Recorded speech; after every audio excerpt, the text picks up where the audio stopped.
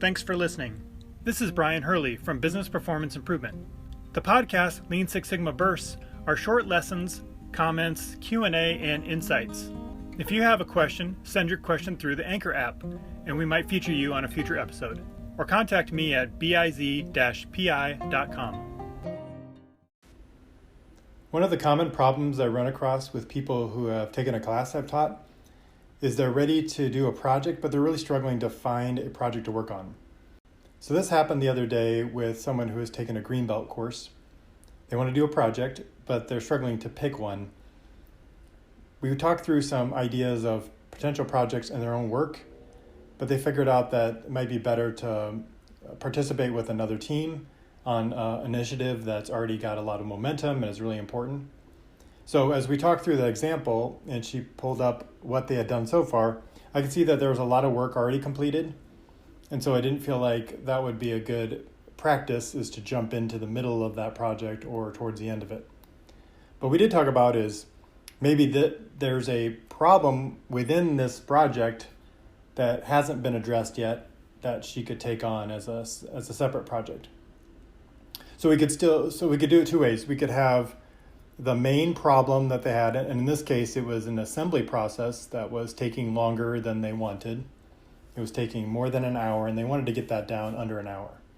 So there's a team of people working on one of the ways that they could get that time down. And so the other potential project would be to tackle one of the other areas. And so what I suggested is take the specific area problem in that area. So for example, if this whole assembly process takes more than an hour, maybe she could look at one section of it and say, this part of the process takes 20 minutes. How do I get that down to 15 minutes or 12 minutes? And then use that as the problem statement. And then go through and say, what data do I have to understand the current state? How many data points have we used? What did that data tell us in terms of opportunities? And then use that as a project. And that individual improvement, as long as it's coordinated with the other team, would roll up into an overall goal of trying to achieve the 1 hour or less assembly time.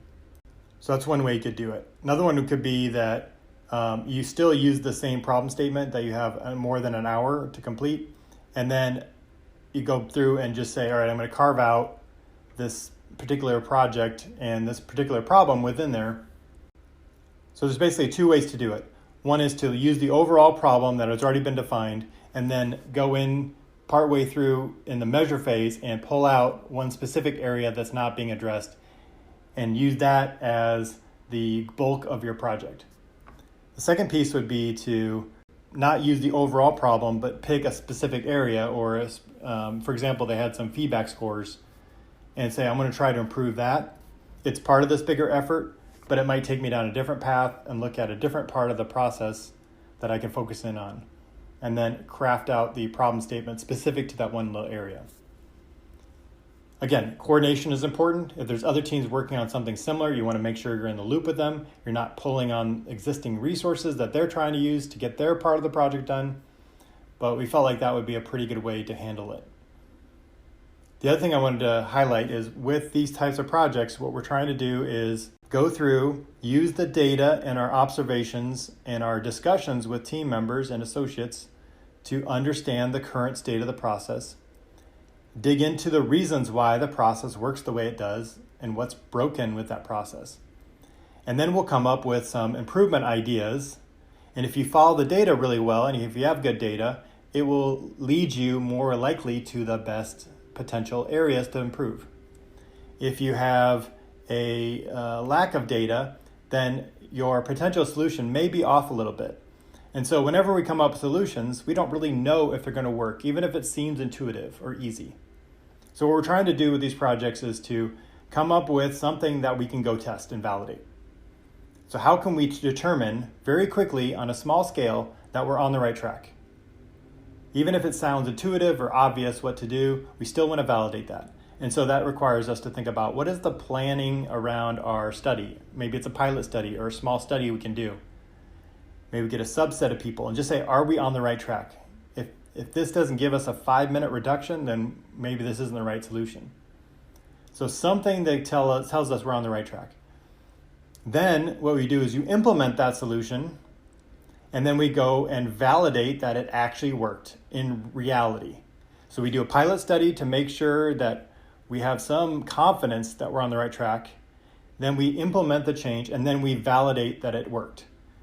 And so I think those are areas where a lot of times our improvement efforts fall short, is we just come up with an idea. I want to update this process, or create a video, or modify this tool, or build a fixture, or revise the order of these steps. And we don't validate or even test out if that's going to work or be effective. We just kind of start working on it and implementing it into the process. And then as long as the data looks kind of good, we feel like it's complete, we don't go back and check it, for days and weeks later. So in other words, what we do is we fail to prove out that our initial idea, that we're on the right track with it. And then once we implement the improvements, we don't go back and verify that it has been effective, not only just a couple days later, but weeks and even months later. And that's where we bring in some of the statistical tools to run hypothesis tests and comparing the before data to the after data. Otherwise, we're just hoping that what we did was going to work, but we never really verify it.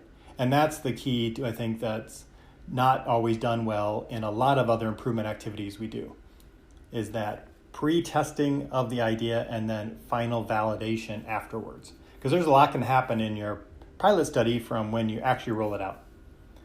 And so those two areas are keys to doing any kind of improvement project. So if you're struggling with potential projects you'd like to work on, or what potential training class would you like to take, is it a Lean class or a Six Sigma class, please reach out. You can reach me through the Anchor app. You can also connect through my website, biz-pi.com. That will take you to a place where you can schedule time on my calendar. So I look forward to talking to you. Thanks for listening. Lean6sigma-definition.com has a list of glossary items about popular process improvement terms, along with the history of Lean and Six Sigma methods, and key influencers like Dr. Edward Stemming, Henry Ford, Taiichi Ohno, Shigeo Shingo, and many more. You can also learn how to access affordable Lean and Six Sigma training and certification. Visit Lean6sigma-definition.com.